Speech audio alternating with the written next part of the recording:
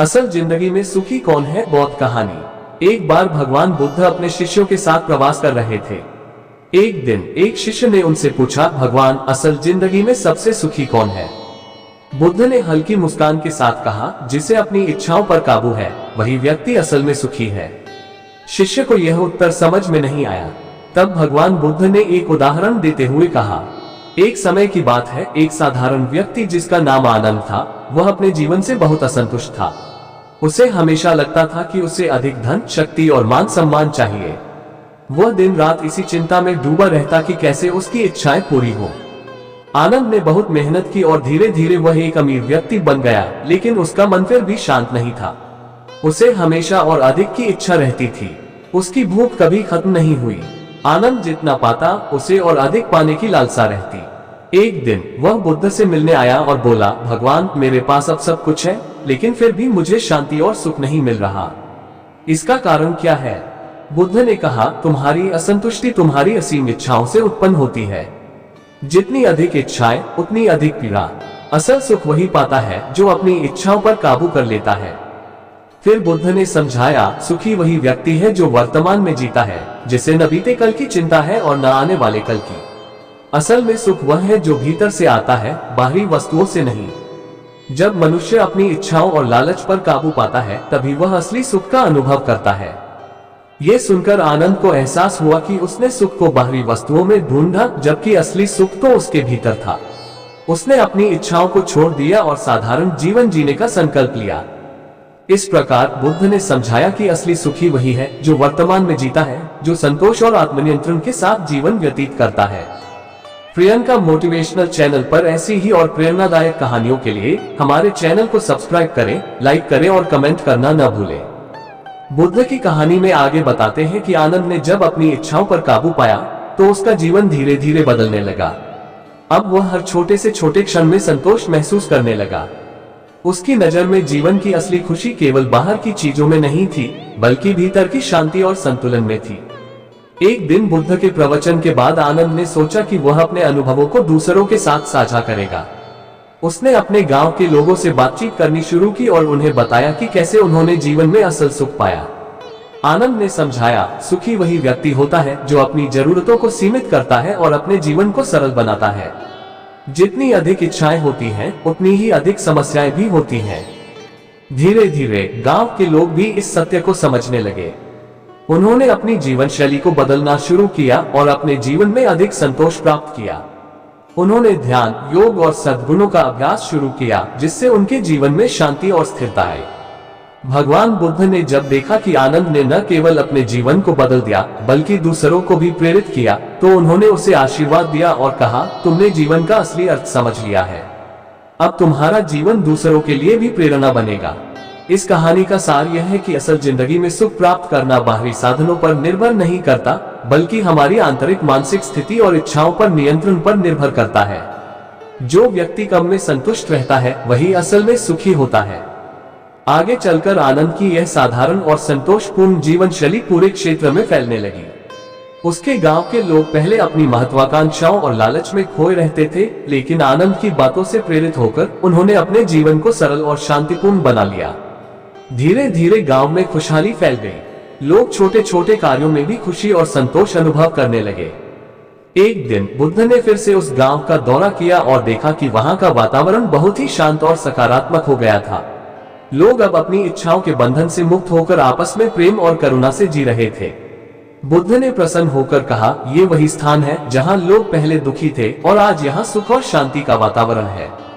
यह इस बात का प्रमाण है कि जब लोग अपनी इच्छाओं को नियंत्रित करते हैं, तब उनके जीवन में वास्तविक खुशी प्रवेश करती है। आनंद बुद्ध के प्रवचनों से प्रेरित होकर एक योग्य शिक्षक बन गया। वो बुद्ध के साथ यात्रा करता और लोगों को सिखाता कि कैसे संतोष, ध्यान और सही आचरण से जीवन को सुखमय बनाया जा सकता है।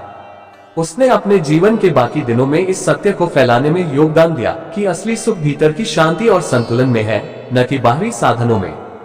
इस प्रकार आनंद की कहानी यह बताती है कि जब हम अपने भीतर के असली सुख को पहचानते हैं और इच्छाओं पर नियंत्रण रखते हैं, तो हमारा जीवन न केवल हमारे लिए बल्कि दूसरों के लिए भी एक प्रेरणा बन जाता है। आनंद ने बुद्ध के उपदेशों को अपनी जिंदगी का हिस्सा बना लिया और गांव में एक प्रेरणादायक व्यक्ति के रूप में पहचाने जाने लगे। गांव के लोग जो कभी भौतिक इच्छाओं के जाल में फंसे थे, अब आनंद से मार्गदर्शन लेने लगे। वे उसके पास अपनी समस्याओं को लेकर आते और वह उन्हें सादगी, धैर्य और आत्मनियंत्रण का महत्व समझाता। कुछ समय बाद एक और घटना घटी। एक धनी व्यापारी गांव में आया जिसने बहुत संपत्ति और ऐश्वर्य अर्जित किया था, लेकिन फिर भी उसका मन अशांत और बेचैन रहता था। उसने सुना कि आनंद नामक व्यक्ति ने जीवन की सच्ची खुशी का रहस्य खोज लिया है। वह व्यापारी आनंद के पास पहुंचा और बोला, मुझे बताओ, मैं सुखी क्यों नहीं हूं जबकि मेरे पास सब कुछ है। आनंद ने उसे बुद्ध की वही शिक्षा दोहराई, सुखी वही है जो अपनी इच्छाओं को कम कर ले और संतोष में जीवन बिताए। जितना तुम अपनी इच्छाओं का पीछा करोगे, उतना ही तुम्हारा मन बेचैन रहेगा। असली सुख साधारण जीवन में और वर्तमान क्षण में है। व्यापारी ने पहले तो इन बातों को स्वीकार नहीं किया, क्योंकि वह मानता था कि धन और ऐश्वर्य ही सुख का स्रोत है। लेकिन आनंद की शांतिपूर्ण उपस्थिति और उसकी सरलता ने व्यापारी को सोचने पर मजबूर कर दिया। उसने कुछ समय के लिए गांव में रुकने का निर्णय लिया और धीरे धीरे उसने देखा कि आनंद और गांव के लोग कितने खुश और संतुष्ट हैं, जबकि वे भौतिक रूप से उससे बहुत कम संपन्न थे। व्यापारी ने अपनी सोच को बदलने का फैसला किया और अपनी इच्छाओं को नियंत्रित करने का अभ्यास शुरू किया। उसने बुद्ध के ध्यान और आत्म संयम के मार्ग पर चलने की कोशिश की। कुछ ही समय में उसने महसूस किया कि उसका मन पहले से बहुत शांत और स्थिर हो गया है। उसकी बेचैनी कम होने लगी और उसे भीतर से शांति का अनुभव होने लगा। व्यापारी ने आनंद से आशीर्वाद लिया और बुद्ध की शिक्षाओं के अनुसार जीवन जीने का प्रण लिया। ये कहानी यह संदेश देती है कि जीवन में सच्चा सुख बाहरी वस्त्रों और ऐश्वर्य में नहीं, बल्कि भीतर की शांति, संतोष और इच्छाओं के नियंत्रण में होता है। जो व्यक्ति इसे समझ लेता है, वही जीवन में सच्चे सुख का अनुभव कर सकता है। आनंद की शिक्षा और बुद्ध के उपदेशों का प्रभाव न केवल व्यापारी पर, बल्कि दूर दूर तक फैलने लगा। गांव के लोग अब अपने जीवन में सच्ची खुशी और शांति का अनुभव कर रहे थे। जो लोग पहले अपने स्वार्थ और इच्छाओं के कारण आपस में लड़ते थे, अब वे एक दूसरे के साथ सहयोग और करुणा से पेश आने लगे। कुछ समय बाद बुद्ध के शिष्य और अनुयायी उस गांव में फिर से आए। उन्होंने देखा कि गांव में एक सकारात्मक परिवर्तन आ गया है। लोगों का जीवन सरल, संतुलित और आनंदमय हो गया था।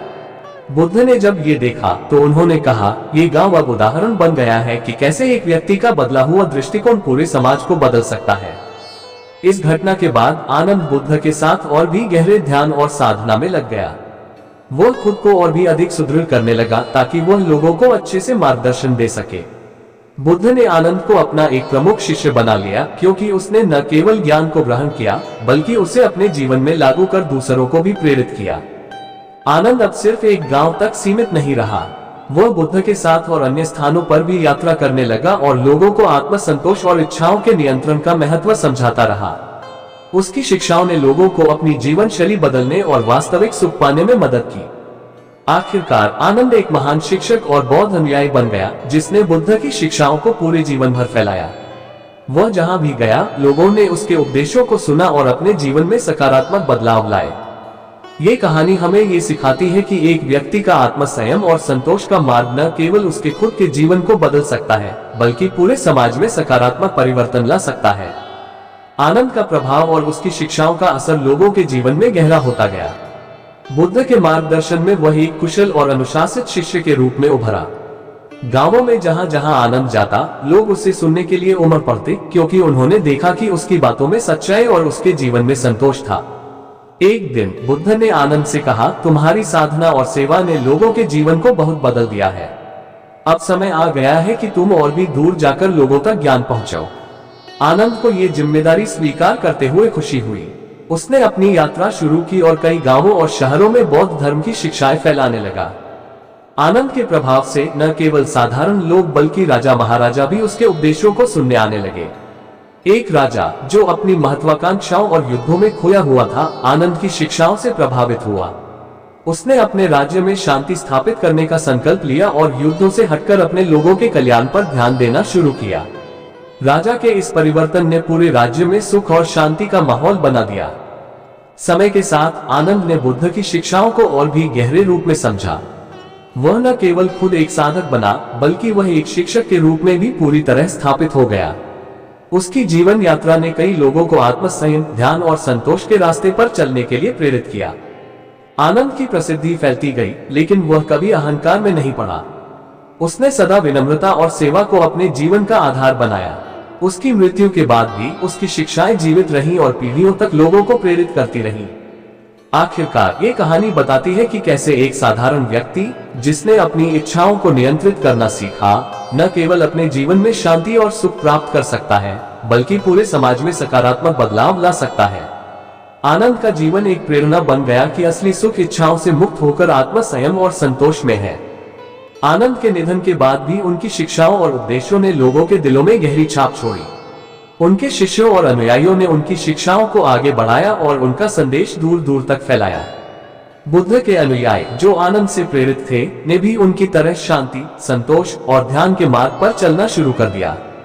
समय के साथ आनंद की शिक्षाएं विभिन्न समुदायों और संस्कृतियों में भी फैलने लगी। उनकी सरल भाषा में दी गई समझ और जीवन के गहरे अर्थ ने हर वर्ग के लोगों को प्रभावित किया। बौद्ध मठों और ध्यान केंद्रों में आनंद के जीवन और उनके उपदेशों को एक आदर्श के रूप में माना जाने लगा। आनंद की कहानी सिर्फ एक व्यक्ति की नहीं थी, बल्कि यह उन सभी के लिए एक प्रेरणा थी, जो जीवन के संघर्षों और इच्छाओं में उलझे हुए थे। लोगों ने उनकी शिक्षाओं से यह सीखा कि असली खुशी बाहरी वस्त्रों और भौतिक संसाधनों में नहीं, बल्कि भीतर की शांति और संतोष में है। आनंद के बाद कई बौद्ध विद्वान और शिक्षक उनकी विरासत को आगे बढ़ाने के लिए समर्पित हो गए। बौद्ध धर्म के ग्रंथों में आनंद के जीवन और उनके उपदेशों को महत्वपूर्ण स्थान दिया गया। उनकी कहानियां न केवल बौद्ध अनुयायियों के लिए, बल्कि सामान्य लोगों के लिए भी प्रेरणादायक बन गईं। आखिरकार आनंद की शिक्षाओं ने एक पीढ़ी से दूसरी पीढ़ी तक यात्रा की, और आज भी उनका संदेश हमें ये याद दिलाता है कि जीवन में सच्ची खुशी और शांति का मार्ग इच्छाओं के त्याग और आत्मसंयम से होकर गुजरता है। उनकी कहानी इस सत्य की जीती जागती मिसाल है कि एक व्यक्ति, जिसने अपनी इच्छाओं पर नियंत्रण पा लिया, न केवल अपने जीवन को बदल सकता है, बल्कि दुनिया पर भी अमिट प्रभाव छोड़ सकता है। आनंद की जीवन यात्रा और उनकी शिक्षाओं के प्रभाव से कई लोग आत्मसंयम, ध्यान और संतोष के मार्ग पर चल पड़े। आनंद ने अपनी इच्छाओं पर काबू पाकर जो शांति और संतुलन पाया, वह एक ऐसा संदेश बन गया जिसे समय और पीढ़ियां भी नहीं मिटा पाई। आनंद की मृत्यु के बाद उनके शिष्यों ने उनकी शिक्षाओं को संरक्षित किया और उन्हें आगे बढ़ाया। उनके गांव और आसपास के क्षेत्रों में लोगों ने उनकी याद में ध्यान केंद्र और बौद्ध मठ बनाए, जहां उनकी शिक्षाओं का पालन किया जाता था। आनंद की कहानी का अंत यही नहीं होता। दरअसल उनका जीवन इस बात का प्रतीक बन गया कि कैसे आत्मसंयम और सादगी से जीवन में सच्चा सुख पाया जा सकता है। उनकी शिक्षाएं लोगों के दिलों में सदा जीवित रहीं और उन्होंने सिखाया कि असल खुशी बाहरी दुनिया की चीजों में नहीं, बल्कि भीतर की शांति और आत्मज्ञान में होती है। कहानी का अंत इस संदेश के साथ होता है कि जीवन में सच्चा सुख तभी प्राप्त हो सकता है जब हम अपनी इच्छाओं और भौतिक लालसाओं को त्याग कर आत्मसंयम, करुणा और संतोष के मार्ग पर चलते हैं। आनंद ने इसे अपने जीवन से सिद्ध किया और यही उनका सबसे बड़ा योगदान और विरासत रहा। यही सच्चे सुख की प्राप्ति का अंतिम मार्ग है, संतोष, सादगी और आत्मज्ञान।